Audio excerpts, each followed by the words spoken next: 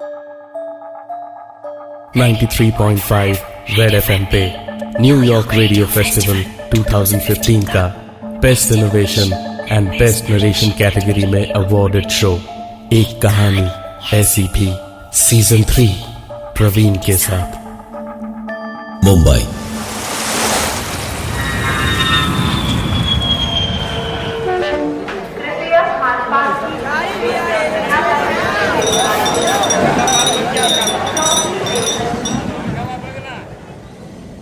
हिंदुस्तान का एक सबसे बड़ा शहर, हजारों सपने आंखों में लिए लाखों लोग रोज हर कोने से यहां आते हैं एक बेहतर जिंदगी की तलाश में।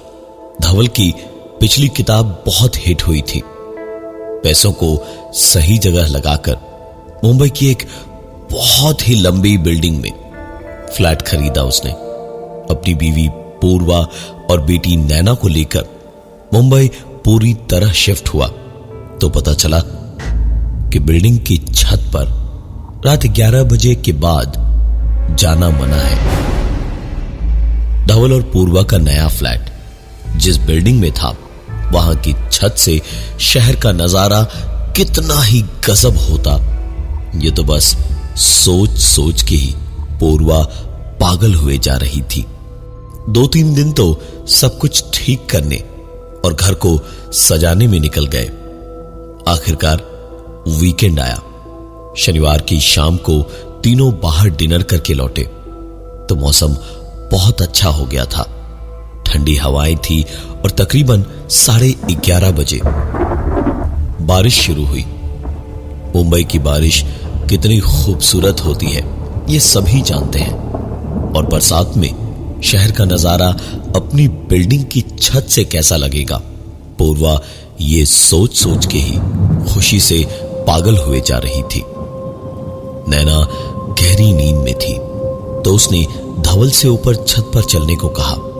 धवल ने 1-2 बार मना तो किया, लेकिन पूर्वा की जिद के आगे धवल की एक न चली। पूर्वा उसे खींचकर आखिरकार छत पर ले गई। दोनों बारिश में काफी देर तक छत पर रहे। धवल पूरे वक्त यही देखता रहा कि आखिरकार रात को छत पर जाने से मना क्यों किया गया था, जबकि यहां तो कोई दिक्कत ही नहीं है। ये तो किसी भी दूसरी बिल्डिंग की छत जैसी ही छत थी। खैर, दोनों वापस घर आए और जिंदगी चलती रही। कुछ ही दिनों के बाद एक बार फिर से रात का ही वक्त था और इस बार धवल ने पूर्वा से कहा, चलो बारिश में अपना शहर देखते हैं। दोनों लिफ्ट से छत पर गए और छत पे पहुंच के देखा कि वो वहां पर अकेले नहीं थे।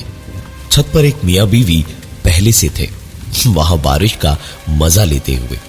मुस्कुरा के हाय हेलो हुई तो धवल और पूर्वा को उन्होंने बताया कि उनका फ्लैट 4थे माले पर है और वो भी रात को छत ही देखने आए थे।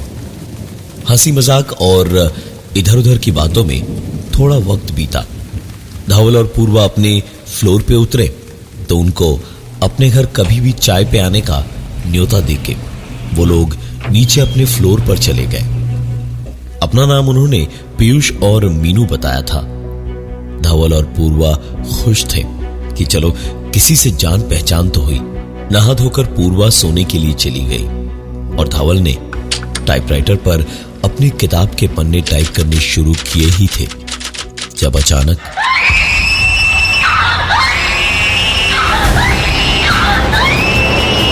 नैना के कमरे से उनको जोर जोर से चीखने की आवाजें आई।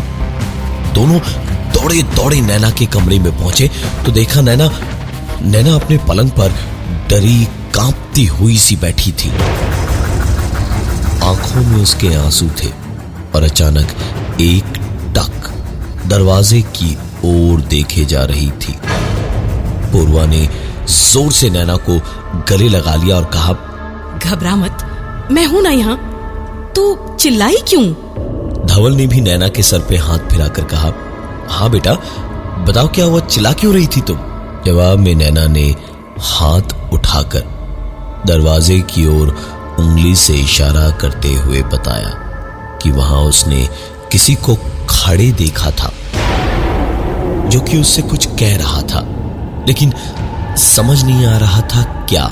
जरूर बच्ची ने कोई डरावना सपना देखा होगा जिससे डर गई होगी। यही सोचकर पूर्वा ने हंस के उसे प्यार से समझाते हुए कहा, डर मत बेटा, मैं हूं यहाँ, पापा है यहाँ, तू सो जा, वो नहीं आएगा यहाँ।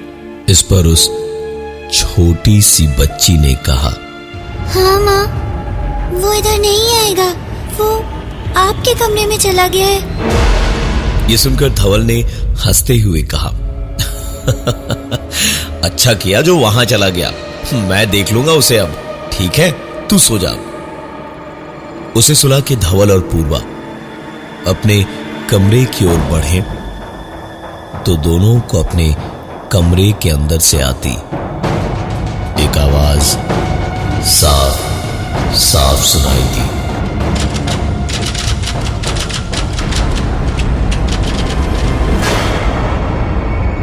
धवल ने पूर्वा को कमरे के बाहर ही रोका और कमरे के खुले दरवाजे से अंदर झांका। लाइट जली हुई थी और पूरा कमरा खाली था, अंदर कोई भी नहीं था। पूर्वा और धवल को सारी रात नैना की फिक्र में नींद नहीं आई। एक दो दिन और बीते। अब ये नई जगह भी बिल्कुल घर जैसी हो चुकी थी इनके लिए। रात का वक्त था, तकरीबन 1:30 बजे थे। धवल पूर्वा अपने कमरे में और नैना अपने कमरे में आराम से सो रहे थे जब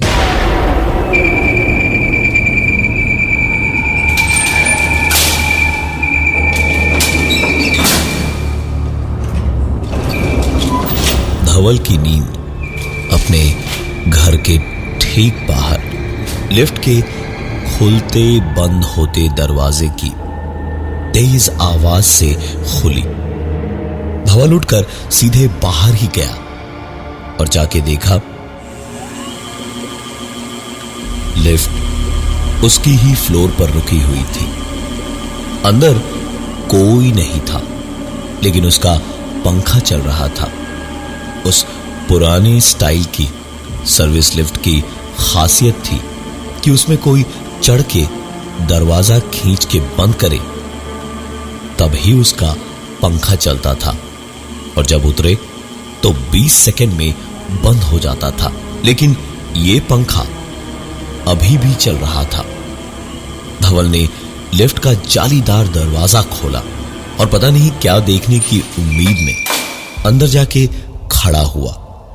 ऊपर देखा और तसल्ली हुई तो धवल पलट के लिफ्ट से निकलता इससे पहले ही लिफ्ट का दरवाजा अपने आप बंद हुआ।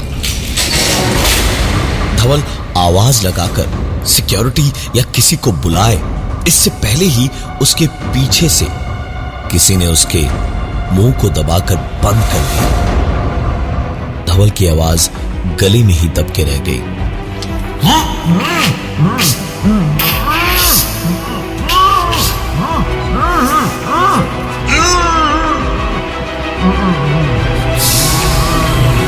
लिफ्ट बहुत तेजी से नीचे जाने लगी और धवल की आंखों के आगे अंधेरा घना होते होते धवल पूरी तरह से बेहोश हो गया।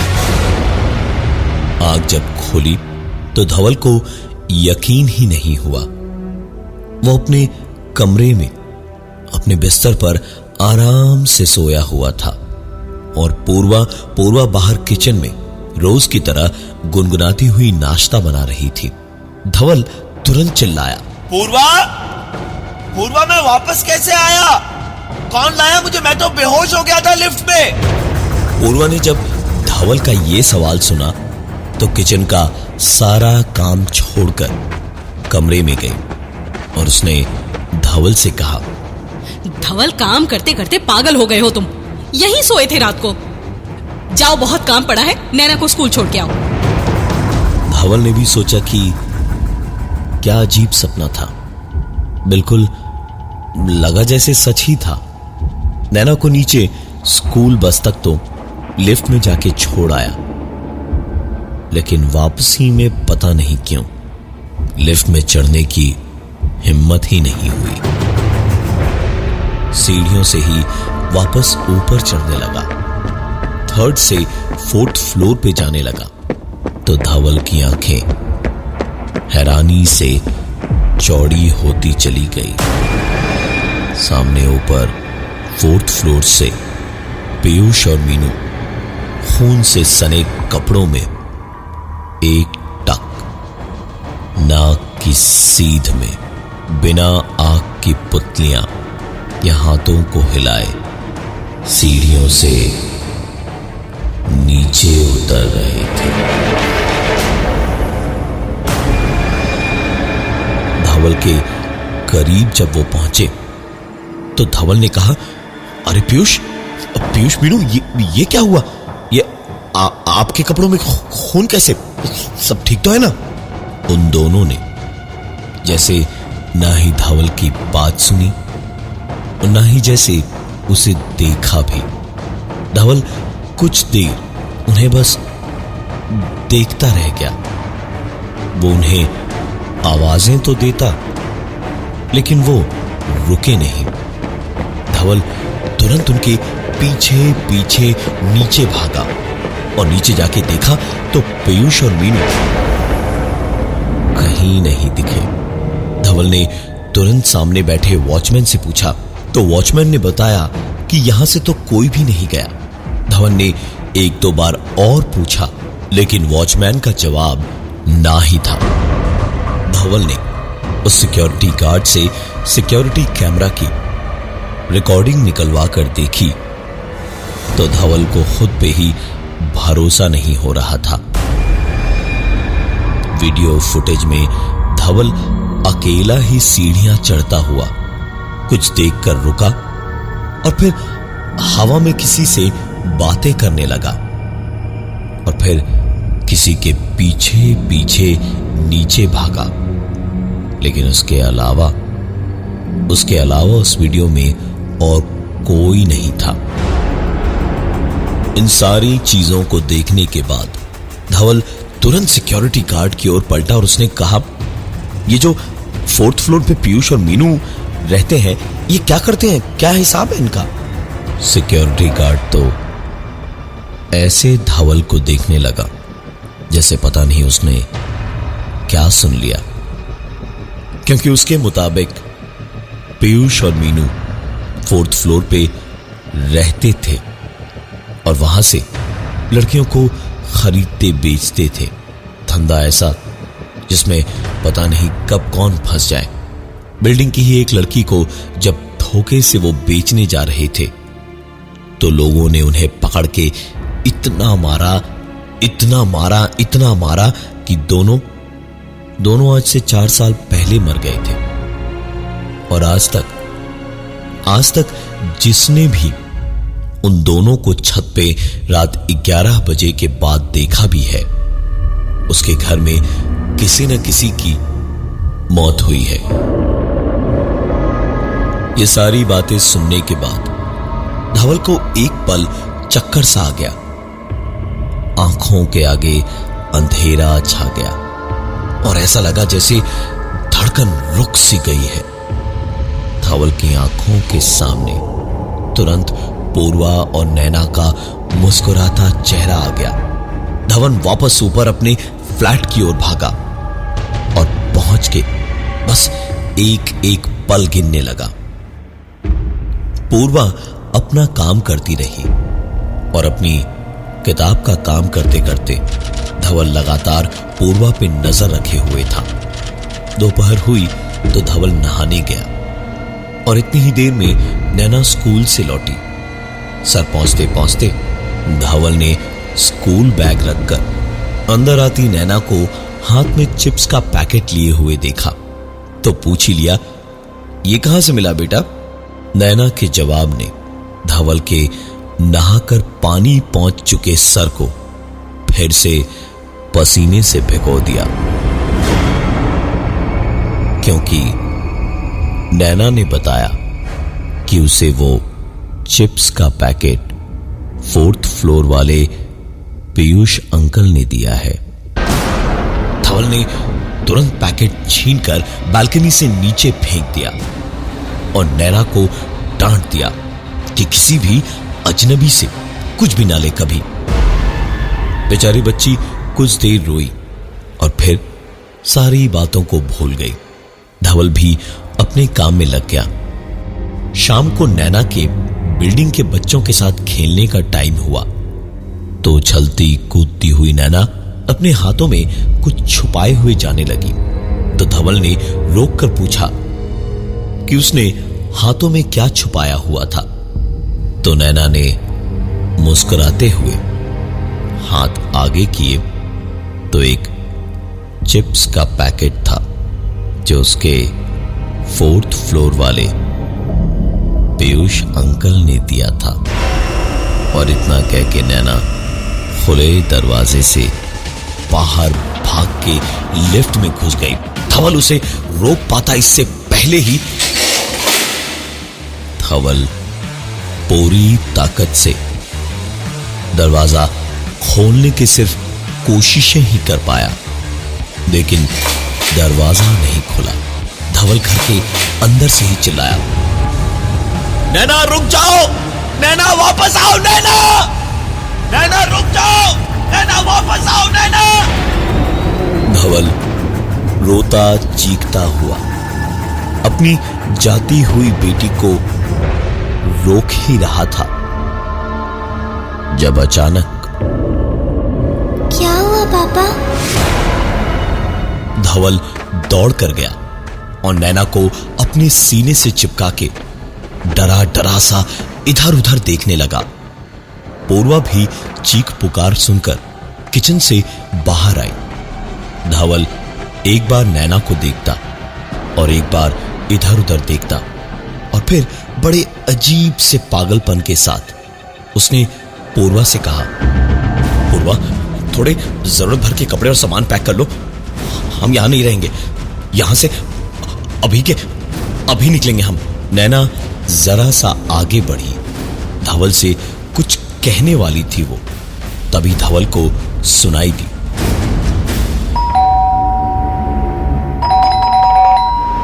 धवल ने पूर्वा की गोद में अपनी बेटी नैना को दिया और दरवाजे की ओर बढ़ा। धवल दरवाजा खोलने जा रहा था तो एक पल को न जाने क्यों रुका और आई होल से झांक कर देखा और देखते ही उसे लगा जैसे उसकी आंखों के आगे अंधेरा सा छा गया, क्योंकि बाहर पीयूष और मीनू वैसी ही पथराई आंखें और पथराए से होंठ लिए खून से सने कपड़ों में खड़े थे और डोरबेल बजाए जा रहे थे। धवल तुरंत पलटा और एक दो पास रखी कुर्सियां उठाकर दरवाजे के हैंडल से अटका के लगा दी, जिससे दरवाजा तोड़ न पाए बाहर से। डोरबेल बजे जा रही थी और अब धवल पूर्वा की ओर पलट के बोला, बाहर मीनू और पीयूष खड़े हैं, वो नैना और तुम्हें मुझसे दूर ले जाएंगे। तुम लोग अंदर छुप जाओ, मैं अभी तुरंत सिक्योरिटी को बुलाता हूं। तो अंदर जाओ तुम लोग। पूर्वा के लिए यह सब बहुत हो गया था। उसने गुस्से में रोते रोते उससे कहा, कब तक धवल, कब तक? अपनी कहानियों में इतना मत खो जाओ कि उन्हीं में जीने लगो। तंग आ चुकी हूं इन सब से। अरे कोई नहीं है हमें तुमसे दूर करने वाला। कौन पीयूष, कौन मीनू? धवल की आंखों में जैसे गुस्से से खून उतर आया था कि उसकी बात पूर्वा कैसे नहीं मान सकती। गुस्से से दांत भींचकर धवल ने कहा, तुम मीनू और पीयूष को भूल गई? हाँ? अरे वही जो छत पर मिले थे हमें, वो जो 4 तल्ले पर रहते हैं पीयूष और मीनू, उन्हीं की बात कर रहा हूं मैं। पूर्वा अपनी बेटी नैना को उसके कमरे में छोड़ ही आई थी और उसके बाद अपना सर पीटती हुई जमीन पर बैठ गई और रोते हुए उसने कहा, बस करो धवल, कोई नहीं मिला था तुम्हें छत पे। मैं तो गई भी नहीं कभी तुम्हारे साथ। छत पे रात को जाना मना है, भूल गए तुम? धवल, मैं भी इंसान हूँ, थक चुकी हूँ अब इन सबसे। जीना दुश्वार हो गया है मेरा। वो भूल गई? तंग आ चुकी हूँ इन सबसे। कब उन्हीं की बात कर रहा हूँ मैं। पूर्वा और धवल के बीच बात इतनी बढ़ गई कि पूर्वा बात कहते कहते ही बालकनी तक गई और एक बार पलट के धवल को जी भर के देखा और फिर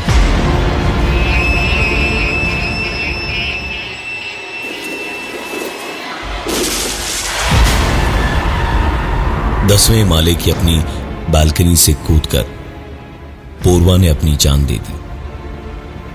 धवल को जैसे किसी ने बिजली का झटका दे दिया था।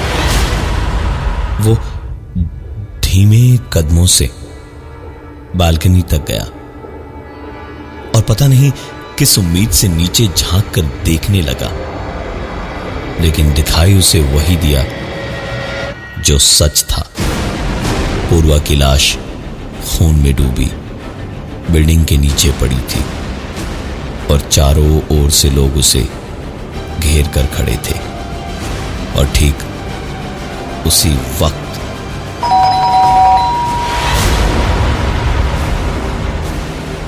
दरवाजे की घंटी फिर से बजी।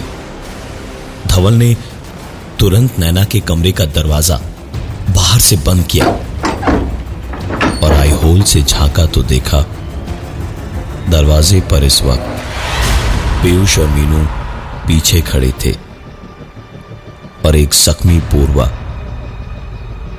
डोरबेल बजा रही थी। धवल सर से पांव तक पसीने से भीग चुका था। धवल अपनी आवाज, धड़कन और सांस सब रोके हुए दरवाजे के इस पार था और सिर्फ नैना के लिए ऊपर वाले से दुआ मांग रहा था। और शायद उसकी दुआ सुन भी दी गई। पूर्वा, पीयूष और मीनू तीनों पलटे और सीढ़ियों से उतरने लगे। धवल ने दरवाजा खोला और झांका तो पूर्वा ने सीढ़ियों से उसे पलट के देखा और बस चुप रहने का इशारा किया।